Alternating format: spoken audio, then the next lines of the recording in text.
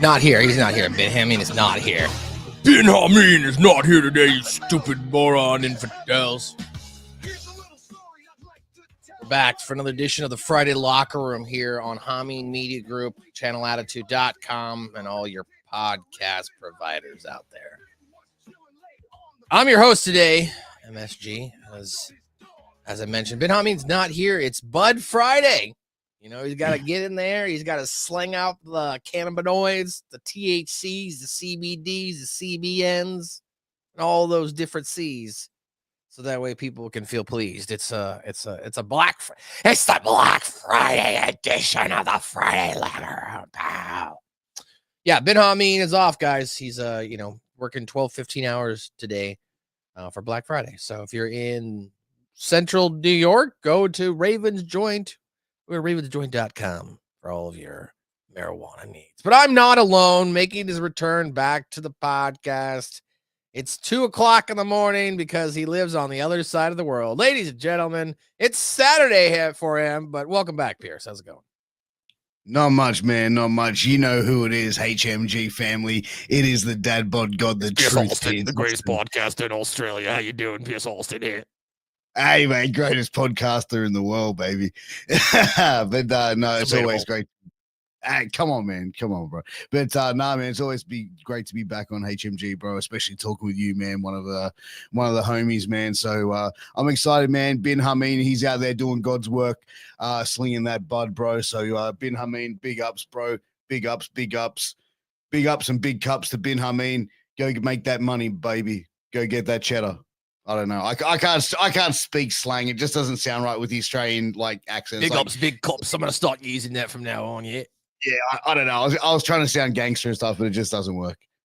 Well, I'm glad you're here, Pierce. It's an honor, privilege. Thank you. I've been practicing my Australian accent because I work for ESPN Australian networks. So I've been listening to all them commercials. Gambling is a problem, and you also need to stop it. Apparently, got a big problem in Australia when it comes to gambling. I noticed that a lot of commercials when it comes to gambling, and then immediately following after that, don't you think you could be doing something better with your life? Don't gamble this money. And I'm just like, wow, Australia's savage. They're just like, don't gamble, you freaking idiot. And I'm just like, wow, all right, well, there you go. So. Bro, you know, it's funny, right? So I think it was about a year or so ago, and one of our national football teams, they were going to be wearing a Pride jersey because it was going to be like Pride Month. It wasn't even Pride Month for some reason, but they were going to make him wear a Pride jersey. And some of the players spoke out and said, no, because that's against my religious beliefs. And then they get fired back with going, but you've got no problem wearing a jersey that says sports bet over the left side of your jersey on your chest, right? Oh. You know what I mean? Sounds like that. It's double-edged sword as well, where well, you see the difference is the difference is I wasn't part of the promotional before the promotional machine. I've been Big Diesel. I'm all over PointsBet now on Australian television with another white guy from Australia. You can come watch it. It's great. It's a great commercial. Only the Australians are going to get that. Shaq is definitely in a lot of your guys' commercials down there. It's funny. Bro, he's all over the commercials, bro. Hey, he's a big unit, though, dude. He's a big guy. Well, all right. So, obviously, I don't expect. I'm going to ask an ignorant question here, and I don't expect you to say, "Oh yeah, man, we totally do that." Do you guys? I mean, obviously, you're not celebrating Thanksgiving, as this is an American thankful holiday. Not that there isn't Thanksgivings around the world. Do you guys have some sort of Thanksgiving in your country? No. No. Okay. Not at any point throughout the 365 days of the calendar year. No. Like Australia Day, maybe. When Australia was discovered, but then even Day. Yeah, exactly. That's more like Independence Day. But honestly, Australia Day has been thrown into question because now the Indigenous people of Australia are calling it Invasion Day, and you know what I mean. So now it's the country's divided, and it's the really white redneck Australians are it's Australia Day, and then the more I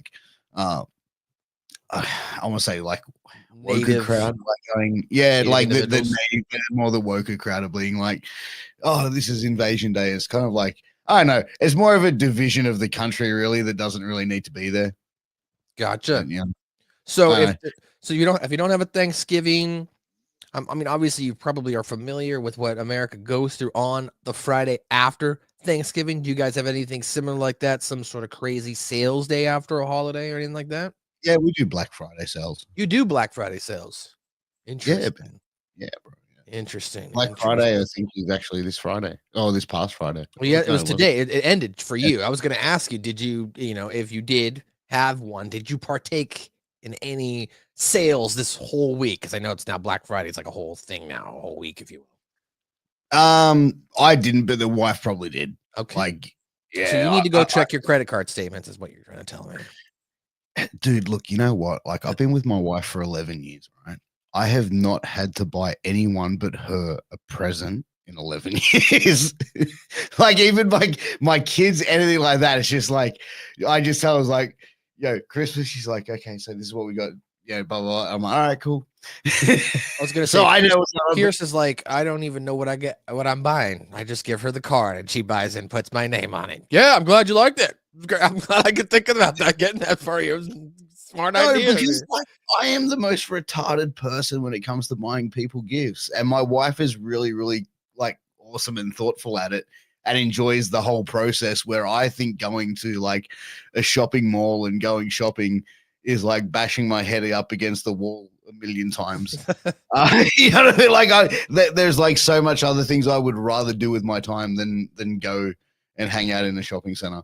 But my wife loves it, so it's like, hey, babe, you go do you. Yeah, I think a lot of people in relationships, that I was going to say a lot of guys, but I'm sure there's women in relationships who don't like going shopping as well. So I think there's a general consensus that about 40 to 50% of people who are with their significant other, the other 50, 60, yeah, they don't want to go. I don't like going shopping. Like, I will procrastinate for a week or two if I don't feel like going grocery shopping. I'll just eat out. I'm like, I don't want to go grocery shopping. I'll just go get some food and I'll come home. Or you just go to the grocery store to get enough food for 2 days so you can go get in and get out. You know what I mean? So, but that's the life of a single guy, Pierce. You've got a wife who you just give the card to, and then she goes and buys you food and then makes you the food, and you're at home and you're like, I'm Pierce Alston, the greatest podcast in the world. Wipe my feet, lady. Make me some dinner. Welcome to Australia. No. Come off, man. No. Dude, like, the thing is, like, my wife loves going to the grocery store because it's like an hour of her, like an hour or 2 hours of her time where she's like kid free and doesn't have a kid going, mom, I farted. You know what I mean? So it's like for her, that's like a couple of hours of peace and enjoyment of quiet. And it's like whenever it's like, oh, I'll come to the shops with you, and we'll all go to the shop, and she leaves and she's like, fuck. Like, she's just so rattled. She's like, fuck this. I lost you. We've chatted enough. I appreciate you here, Pierce. Let's talk some wrestling. Now, before we came on the air, you mentioned the last time you were here that you were training, you were getting in shape to get in the ring. Yeah. So tell us how that training process is going, as you were kind of having a little bit of a conversation with me before we got on air. Oh, dude, I was kind of keeping that a little bit of a kayfabe, bro. We're not sort of letting that out in public just yet, but I'm getting in there, just doing a little bit of practicing, and Well, I broke the fucking news. How about that? You did. A Friday locker room. I don't know when the match is going to be, but apparently Pierce is in training. Look, I'm just in training, man, having a bit of fun, trying to get in shape, and I've been around the business for about 5 years, doing literally everything there is, and just thought, why not learn how to take a proper bump? That's I've been on shows. I've been you've been managing and stuff like that. I figured people you know how to wrestle in general, but you're actually learning how to do it now, just in case you ever need to do it. Yeah, like, dude, I've taken a couple of bumps on shows, and it's been like kind of pretty. Like, the first bump I took was like off the ring apron. And it was like live on pay-per-view for a pretty big company. But it was like, it was like they said, hey, were you comfortable to do this? We're going to super kick you. Oh, yeah, exactly. You just sound like any of the fucking marks that Russo in the show described. Hey, or Al Snow describes, hey, you want to go out in front and let me hit you over the head with a sheet of glass? Yeah, sounds good, dude. Let's go do it. No, there was none of that. Look, it was a very safe thing. It was a super kick. The guy that did it actually ended up kicking me lower. And I think, like, if you look at it and slow it down, it's like he was doing that to really protect me, because it was like he told me how to like position and stuff. And I don't know, I'm fucking breaking the internet or not. Like, yeah, I mean, fourth wall, I'm sure a lot of people know this, but like I went and leant forward to take the kick and he went lower. And look, I was safe. I threw myself back. I listened to what I was told to do. And you know what I mean? Luckily, I didn't fuck myself up. But hey, man, look, it's, you know, I wouldn't have done it if it wasn't, you know, a safe thing to do. But yeah, there was definitely no throwing myself in glass or fucking table. Come on, bro. I'm over 40 years of age, dude. Well, that's what I'm saying. What are you doing? You're over 40 years of age. Ridiculous. You know what my wife said to me? She's like, dude, like, you know, why couldn't you just have a normal midlife crisis and just like go fuck some 20-year-old chick? And I'm like, what? I didn't know that was available. Like, I didn't know it was an option. Like, dude, but I'm telling you now, man, it is fucking hard, bro. Like anyone who has ever taken a bump and that starting of that process, bro, it is a fucking hard thing to fucking do.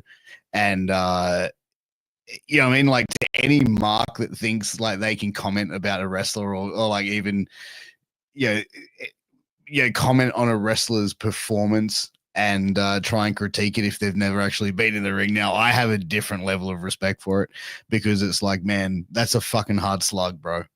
You know what I mean? Like one slight inch, if you're off, you can end up hurting yourself or spiking yourself. It's very, very like fine.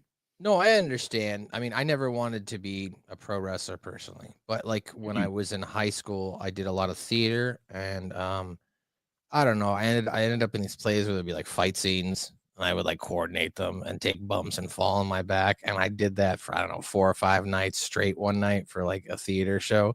And that, I mean, obviously there's more give in a ring, but essentially you're just falling down on hardwood floor. So I did that for like 4 or 5 nights. And I was like, I would not want to do that for 200 plus nights a year, falling down over and over. So definitely you have to have a lot of buildup. You build it up like a callus. I get it, but still, I at my age now specifically, no way, dude. I'm not getting in the ring unless it's to present an award and then I can get it right back out or something like that. Or I'm talking and then I scurry away like a cockroach. I'm definitely not looking to take a bump or try to be an active professional wrestler. Look, neither am I. To me, it was just more like I said, man, fuck, I need to get in better shape. And, you know, why not, you know, go and do it with a bunch of people that I'm around on with merch weekends as well. And, you know, learn how to do it just to elevate my game. If I am on a show that I can say, hey, you know, I can do XYZ. XYZ. Well, here's some information here in regards to Vince McMahon as WWE Vince McMahon accuser issues statement on the U.S. attorney resignation announcement. So it was announced this week that the stay on Janelle Grant case against Vince McMahon for, of course, those who don't remember, Vince McMahon is being sued by Janelle Grant for a number of different things that are allegedly include, you know, sexual trafficking, abuse, pooping on her chest, of all things, and head, on her head. Sorry, pooping on her head. I just wanted to talk about the pooping on the head thing. Pooping on somebody. So anyway, for those who missed it, apparently U.S. Attorney Damian Williams has announced his anticipated resignation from the Southern District of New York. Williams' departure comes after U.S. President-elect Donald Trump nominated Jay Clayton as his pick for the U.S. Attorney's Office. Clayton, of course, served in Trump's previous term as the head of his SEC. Deputy U.S. Attorney Edward Kim will serve as blah, blah, blah. Anyway, so Williams, the guy who retired, has previously been involved in the prosecutions of music mogul Sean P. Diddy Combs, New York Mayor Eric Adams, which, of course, Big Ray does not like if you follow all the information on his ex, and Giselle Maxwell in the role. So McMahon has constantly, of course, denied any of the allegations levied against him, and his lawyer tweeted out, the stay on Janelle Grant's case will expire on December 11th. Before he leaves, we hope Damian Williams will hold Vince McMahon and John Laurinaitis accountable to the fullest extent of the law for the abuse Janelle endured. She deserves her day in court. So here's what Ben Hameen would say if I'm putting on my Ben Hameen hat. Ben Hameen would be like, Matt, why do you think he's retiring right before the case? Is there money involved? Of course there's involved. What are you, stupid, Matt? No, there's probably definitely some shenanigans here, it sounds like. So this gentleman is retiring before this case actually happens. He's a guy who's been a major influence, like I mentioned, P. Diddy Combs, mayor of New York, the lady who was Epstein's wrangler. What are your thoughts, Pierce, from outside perspective? Obviously, not here in the United States, so the attorney stuff doesn't matter. But if you're just looking at it, doesn't it seem a little sus that this guy is retiring as soon as Donald Trump gets elected? Is he getting paid off to getting pushed out of there? What do you think? I mean, it could be a number of things. It could be he's being, pushed out. It could also be that he's like, going, man, fuck this. I don't want to work under Trump. I don't want to be a part of this anymore. I want to step back. I don't know, man. Like, depending on things, like, is this guy an old guy? Like, how, like, age wise, health wise, what's the situation, man? I don't know. Let's see. Damian Williams is he's only 40. He's only 44. Okay, so he's not like an old man that's No, like, he's not 44. I don't know, man. That's what I'm saying. It's a little sus that the guy who's been, going after all these sex offenders all of a sudden just retires at 44. And he's not being like, it's from the article I read. It's not like he's being groomed to have a role within Trump's administration. Like, oh, I'm stepping down from this role so I can go take this role. Right? That's not the case.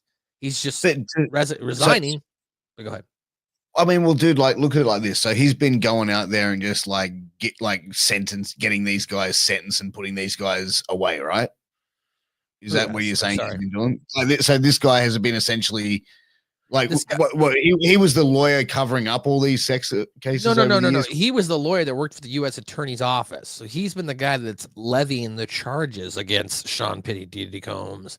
He was the lawyer that was charging Mayor Matt. The mayor of New fucking York, that guy, Giselle Maxwell, and now Vince McMahon. So he's been the guy that's representing the people, suing these alleged abusers. And now at the age of 44, before the stay of whatever case where they have, come together and they review more shit, he resigns. So I found that to be very interesting that a guy at such, younger guys, we've now looked at it, he's 44. All of a sudden, who looks like he's made a career out of going after these type of people, just resigns. Well, man, it could also be like, that's some pretty heavy shit to have to fucking deal with on a day-to-day basis as well. Maybe he just burnt the fuck out and was like, you know what I mean? Like, yeah, maybe I'm just seeing the innocence side of it. Like, maybe he's just going, man, fuck this. I need a break from all this fucking crazy, weird sex shit and hearing all these stories, because maybe it just cooked him, bro. Maybe he's burnt out, needs some time away. Maybe. Fuck them all to death. Let's make this country great again. Fuck them all. Yeah. And then I'm going to take all the drug pushers in our country and I'm going to fuck them. Or you know those people in Syria, I'm going to fuck them. That's why I will make sure that every terrorist on earth is fucked dead. So, I love that shit. Mr. Garrison is Donald Trump there. So yeah, there you go. That's your update on the Vince McMahon case. There's a stay in place apparently on December 11th, and the U.S. attorney who was against her has now resigned. So take that for what you will. Next story here, AEW. I don't know if you saw this week. It was kind of lit up the internet for a couple of days. AEW management pulled Ricky Starks from future GCW shows. So this stems from a podcast by a wrestler who is contracted or works directly with GCW, and his name is Effie. If you haven't heard of him, according to Effie, he was on his podcast and he said something along the lines of, GCW can't run shows on a $40 million deficit. The owner doesn't own a football team, and GCW isn't run by someone whose money comes from the familial wealth. Based on those comments, it was at the time Stark was allowed to work for other independent promotions, but apparently it was a ban. There was a ban put in place on him performing at GCW as a whole. It says Fightful also learned that some within AEW thought the company was potentially turn Stark's GCW dates and its lengthy AEW dates into work to potentially build for buzz for potential return to the company. So let me give you a full recap here just so you can kind of understand. Effie did that podcast. I don't know if he did the podcast before or after the appearance, but Ricky Starks over the last weekend made an appearance at the mall in I saw it, yeah. Yeah, it was a cool venue. It wasn't the Mall of America, but it was a cool venue for them to do a wrestling show. And I was like, oh, that's really cool. Like malls are dying here. I don't know what malls are like in Australia, but in the United States, across the country, unless it's like a major metropolitan city, malls are pretty much are dying or going extinct. A lot of times malls these days is what I call the gym for senior citizens. It's a large indoor venue that allows them to walk. So that's what they do. But I was like, that would be cool if you started doing wrestling shows in malls and across the country. Might save those buildings. Anyway, I digress. Ricky Starks made an appearance, basically cut a promo saying, I'm ready to wrestle. I've been here, blah, blah, blah. Didn't really shit on AEW or anything along those lines. Just, said, hey, I'm here. I'm ready to go. Effie put out that podcast. And then shortly thereafterwards, even though it was announced that Ricky Starks was going to take on Matt Cardona in January at GCW, that was pulled. And now, as I went through and explained, Ricky Starks apparently is under some sort of, I don't know, what's the word I'm looking? I don't want to say blackballed, but he seems to, they're gagging him. He's on gag order. Seems like he's on a gag order, Pierce. What do you think about Ricky Starks, professional wrestler? What do you think about Ricky Starks being potentially held back by his current employer, when if you look at the previous, or if you're not previous, but if you look at the other competition, they were known for years, right? To hold people back. And that was Tony Khan's whole thing, is we're going to separate ourselves from WWE. Now it appears that Tony Khan is doing the exact same thing. Well, I mean, I think it's, nepotism in professional wrestling happens in every level of professional wrestling. Tony Khan is going to look after his buddies and the people he likes, and that's evident in his booking. And you know what I mean? Like, I don't watch AEW, but I see what happens. I see the results. I see what's going on. If Tony Khan was smart, this whole thing with Ricky Starks is a work. Right. You know what I mean? If we're being reality, what better way than to drum up buzz and also actually start working the fans to go, oh my God, like, did you see Ricky Starks turned up in GCW and said this? And now they're putting a ban on Ricky Starks from appearing on GCW. Like, Matt, if they're going to put a ban on Ricky Starks from appearing on GCW events. So what you're telling me is we're going to get backstage footage now of Ricky Starks showing up with Cody Rhodes, just like the CM Punk stuff. That's what we're building to, more backstage footage. Pierce, is that what's going to happen? I don't necessarily think that, but I think that's more of a, like, to me, it seems like this is a work to build him up as like that anti-establishment type babyface. Because, like, you know what I mean? Like, I saw the promo. Starks went out there and cut a pretty standard wrestling promo. Yeah. Like, you know what I mean? Like a pretty babyface wrestling promo, got over the city, got over like himself being from there. And then, said he was being iced out in AEW.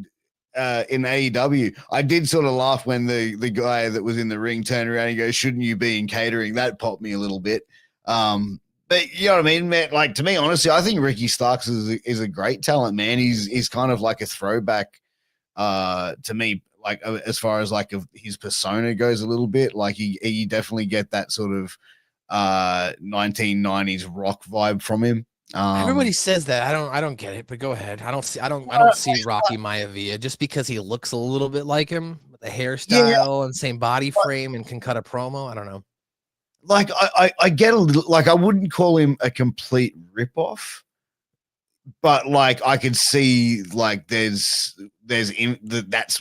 a very strong influence there, or that's just how he is. You know what I mean? Like, so I don't know, man. I've never spoken with him, never met him, so it's hard to say. But I think, man, he's a great talent. I think this has got to be a work.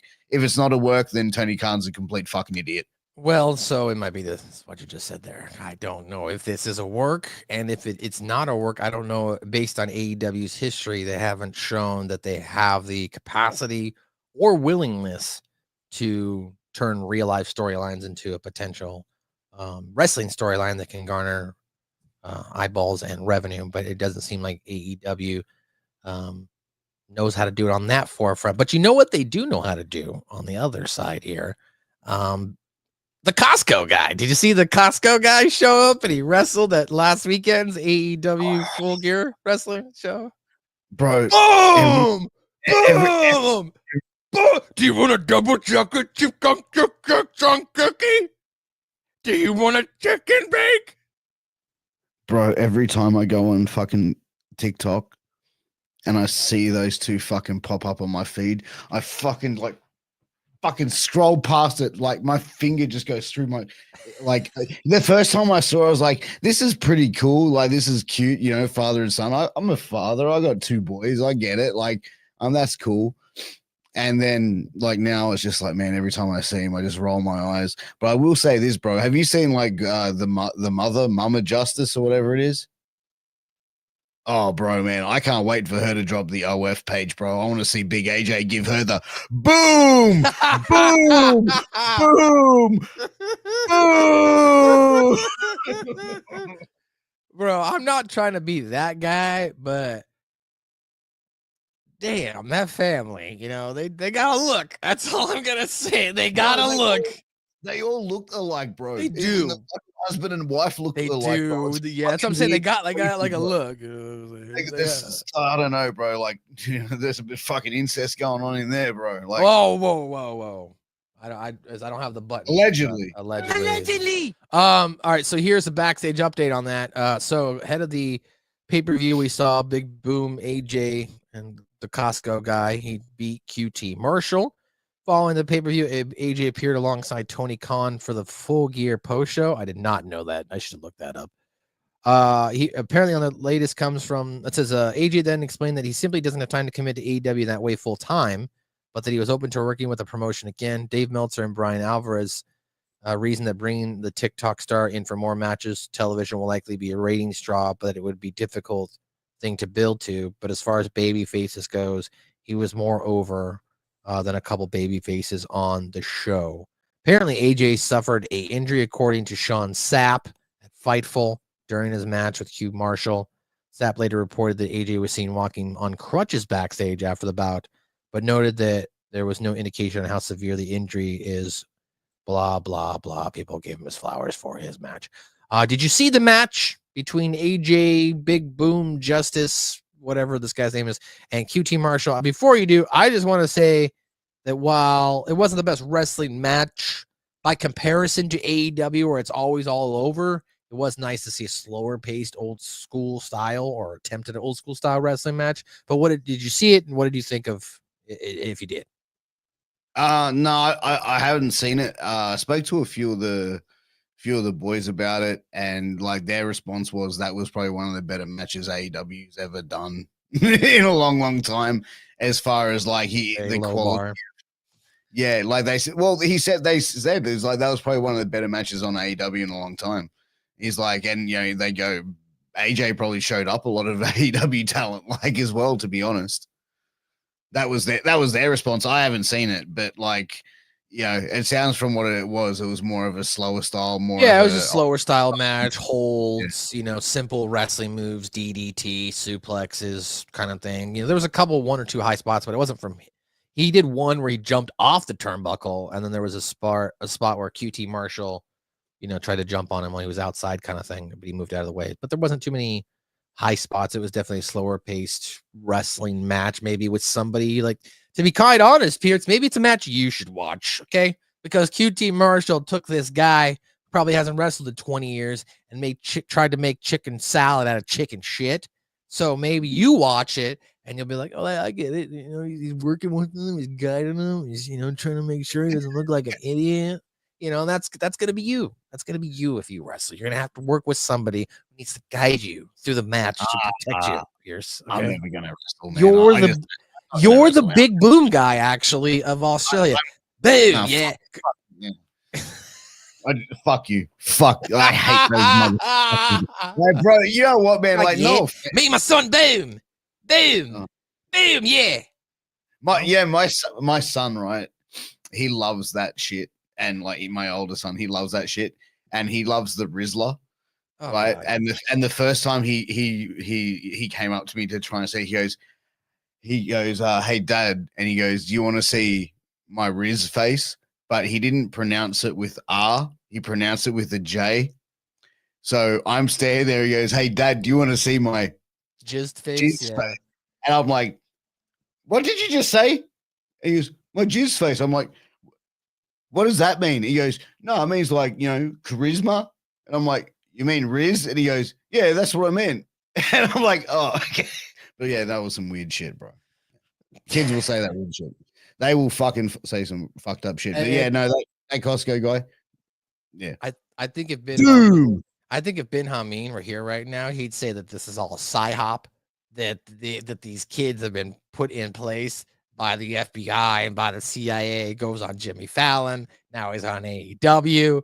That would be Ben Hameen's response. This is all set up. You don't think this is by design to make these kids and make this guy a star all of a sudden? These people, his family. What the hell, Matt? Are you a fucking moron? That's what probably Ben Hameen would say to me right now. So he probably. But I feel like as well though, like if you see, I've seen like on TikTok some older videos of like AJ pop up, and it's like this guy's been trying to become internet famous for a minute, eh?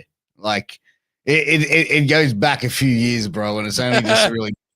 You know what I mean? Like he's been. It's not like him and his son just blew up, bro. Like this dude's been fucking at it for a hot minute.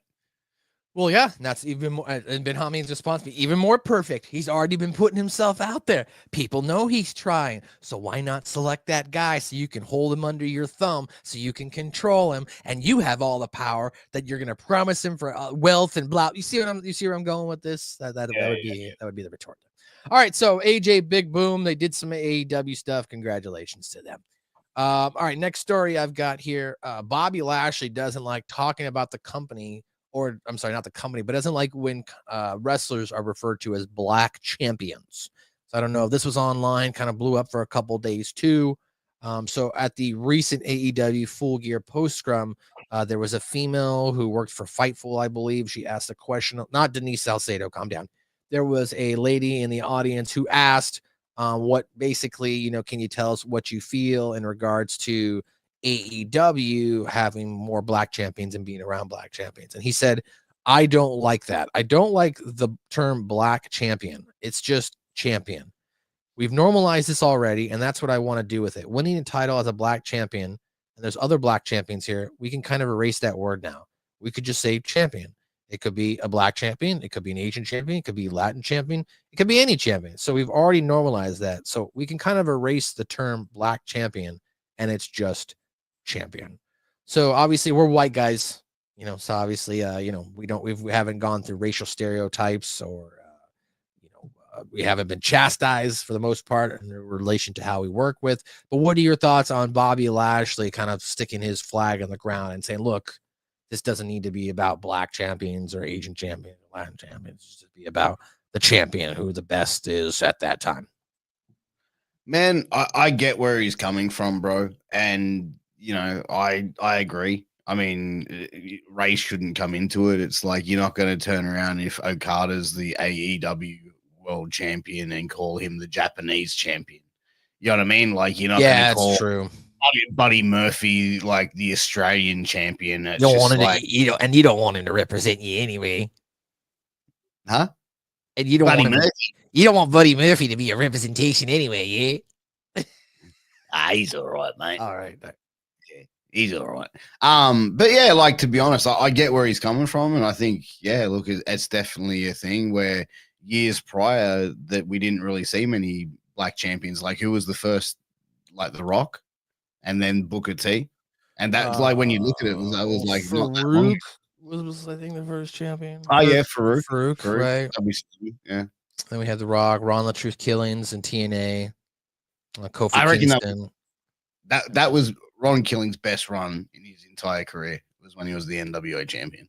Yeah, but I get what you're saying. You believe that there's been a good amount of stars that have been African American descent or Black American or wherever your colors of your skin is more darker, that we don't need to use the term black champion anymore because we've already normalized and established that there have been great black champions, is what I'm getting what you're saying.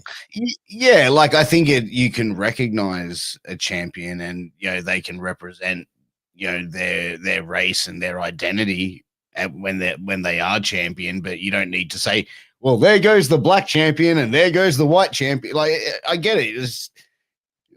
You don't really need to say it. You know what I mean? Like, it is what it is. Yeah, Frank Pickles Barrel notes that Mark Merrow was a great black champ. So there you go. He liked him. And, so was Cody Rhodes, apparently. So there you go. Bobby Lashley laying down the law. All right, here's some backstage news on WWE's plans for John Cena's retirement tour schedule. Apparently, he's going to be working most of the big shows, as he's advertised right now for January, February at the Elimination Chamber. I'm sorry, at the Royal Rumble on February 1st, and then the Elimination Chamber on March 1st. It's been noted he's going to do about 35 to 40 dates. The shows are apparently, the WWE is expecting to use John Cena's name as far as this is going to be his last match in X city, right? So like they're going to set up a whole tour around something that AEW probably did drop the ball on. You know, they could during Sting's last year or however long they could have been doing at every show to sell tickets. This is Sting's last match in City A. This is Sting's last match in City B. Come out. I mean, that's essentially what I did. I went out and saw him in Phoenix because I knew it was going to be the last time I was going to get ever to see Sting live. And him and Darby won the titles that night. So that was a good way for me to ever, last time for me to ever see Sting live.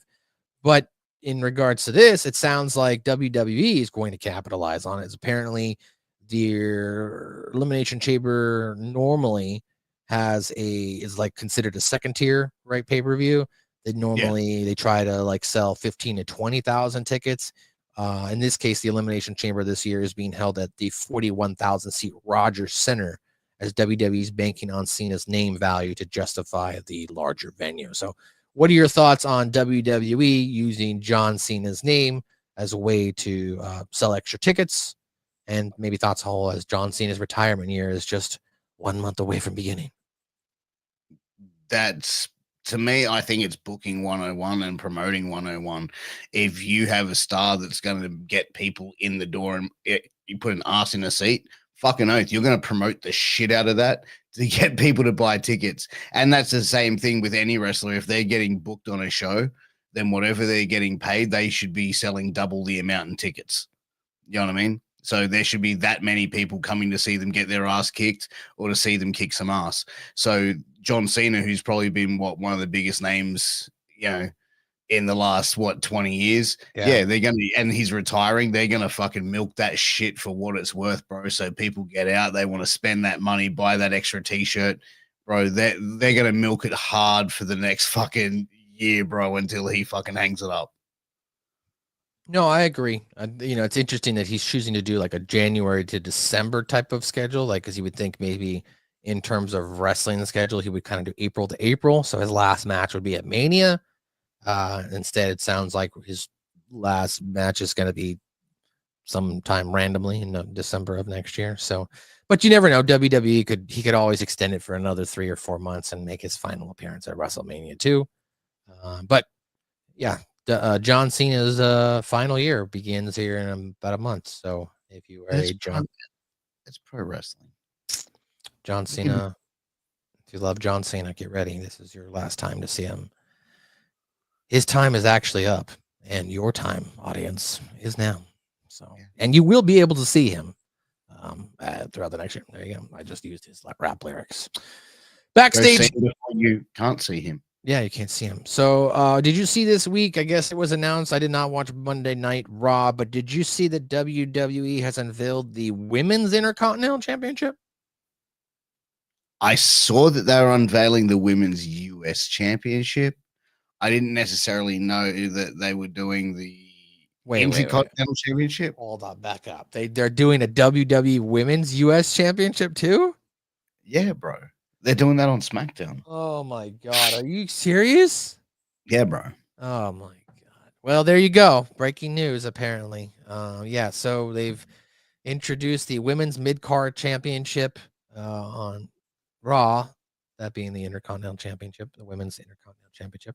And apparently there is now going to be a Women's United States Championship on SmackDown. I did not know that. Pierce, do you think there is enough talent within the women's division right now on WWE programming to justify another championship division? They've got enough women on contract to do it, yeah, and I think they've got enough talented women on there to do it as well. I think if they are going to be doing this, you know, I think they could have made it a little bit more different than having like the women's intercontinental championship, the women's,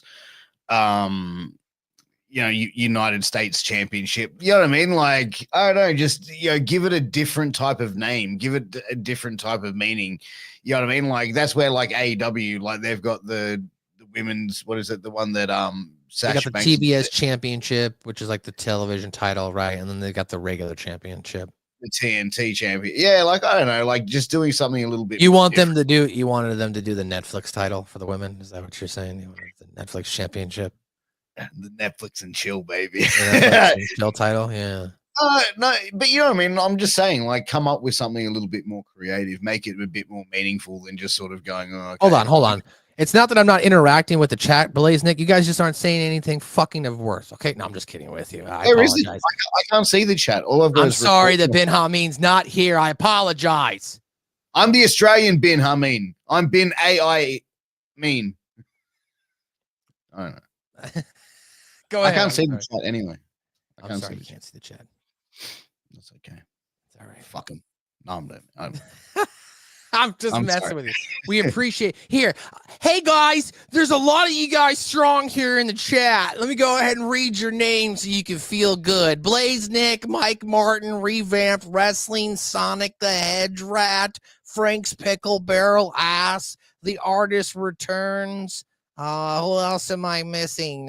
So glad you guys I can say your name loud here on the computer and you guys like it. Oh, you want me to put it up? There you go. Put it up. There you go. I'll put them all up. You want them all up? You haven't said anything worth of merit, but I'll put it all up. There you go. God. Yeah, I don't know about like I just think they could have been a bit more creative with the names of the titles than just go the women's US, the women's IC. Yeah, they definitely aren't as creative. You know, it's just kind of like, here's a new championship belt. Here's a tournament. We'll figure out the winner. Obviously, this, so coming off the fact that Jade Cargill is apparently going to be injured as well, or she is injured. I'm sorry. So, who knows? The chat's lighting up with all the they're happy now that we addressed them. They're excited. We put them over. They're excited. Yeah, they're excited. They're happy now. All right. Last hot piece of news that I got. Not really hot, just news. TNA contract status of Matt and Jeff Hardy. It looks like they were working on a handshake deal all the way through winning the titles and having the titles for a month.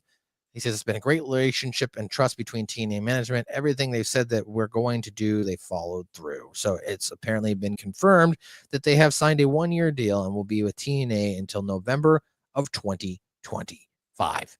Your thoughts on the Hardy Boys continuing to carve out their legacy in the landscape of professional wrestling? Hey man, I hope they can go out there and make that money, bro. Like, I just hope they can stay sober and stay out from behind the wheel of the car when they've had one too many. But, bro, fuck, you know what I mean? Like, I think they're a great asset to TNA, but also I don't think that anywhere like a WWE or a AEW are going to use them as a main talent anymore. I think they're just going to be, Well, I mean, bring him in for that retro feeling, maybe a Hall of Fame, and then that's it. in AEW's defense, Jeff was going through some personal struggles with alcohol at the time, right?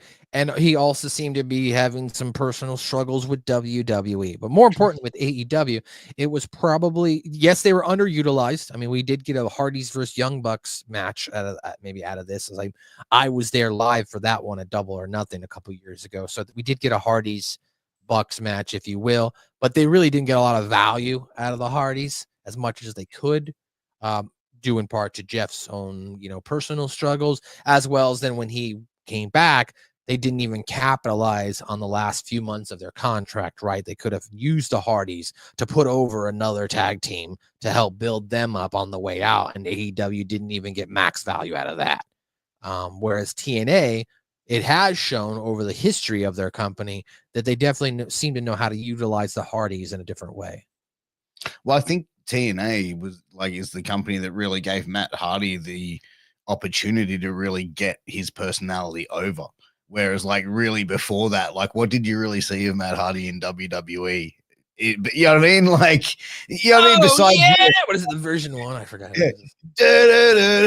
Yeah, and like the match facts or whatever it was, it was Yeah. like, but you know what I mean? Like, there was always something there, but he just like, I don't know, like, I feel like that broken delete shit that he did, like, he just started to get over his, you know, different personalities. You can see the working of it when he had it, and it was like he just kept working on it, and perfecting it.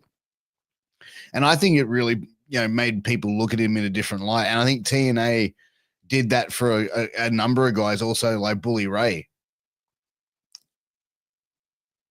Yeah, I mean, Bully Ray definitely had a better run in TNA too. He became a champion.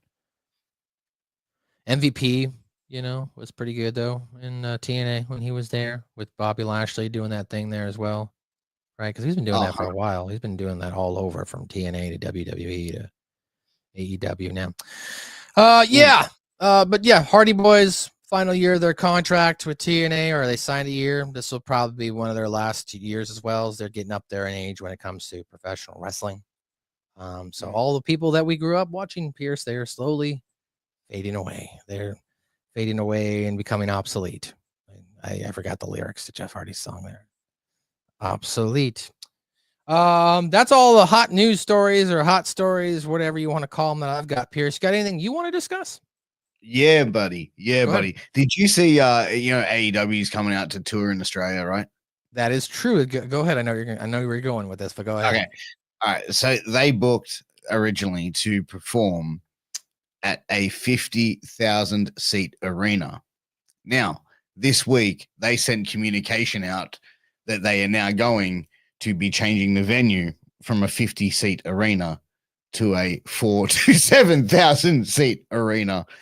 And it's just like they haven't like sold anywhere near close to the amount of tickets that they wanted.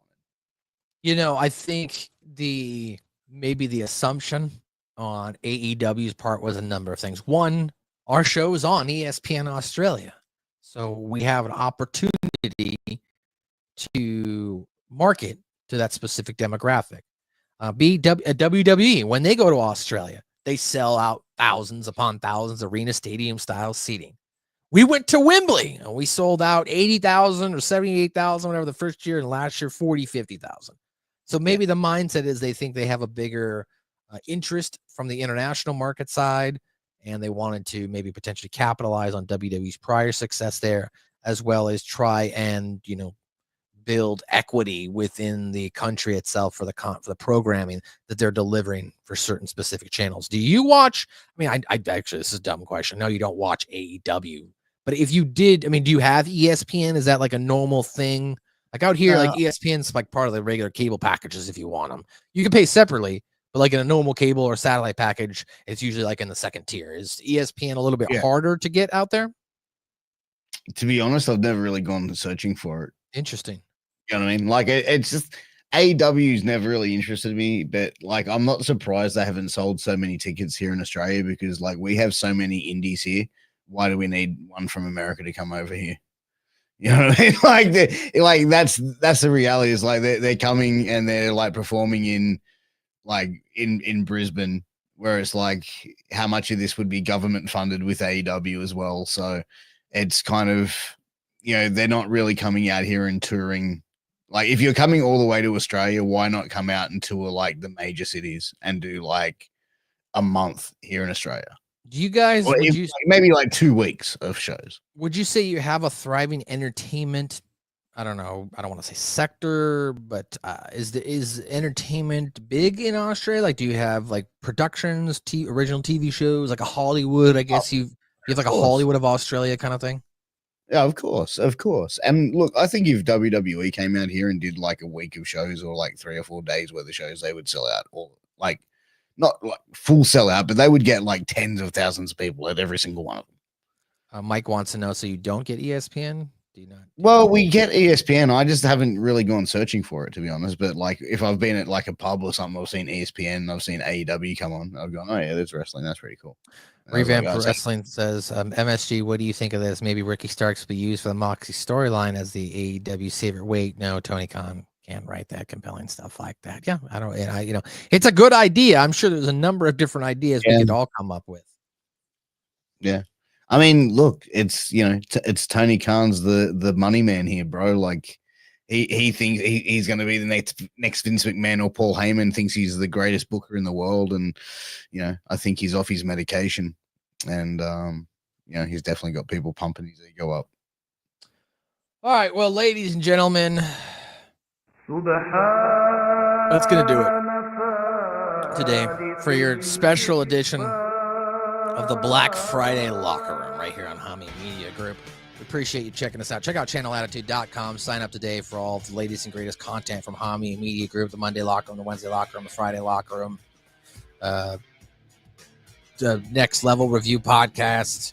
I Like It Raw on Mondays here, right, exclusively on HMG YouTube. The Smack Attack, The Wreckage with Jimmy T and the Vet, who review AEW in general. Thank God we don't have to do that.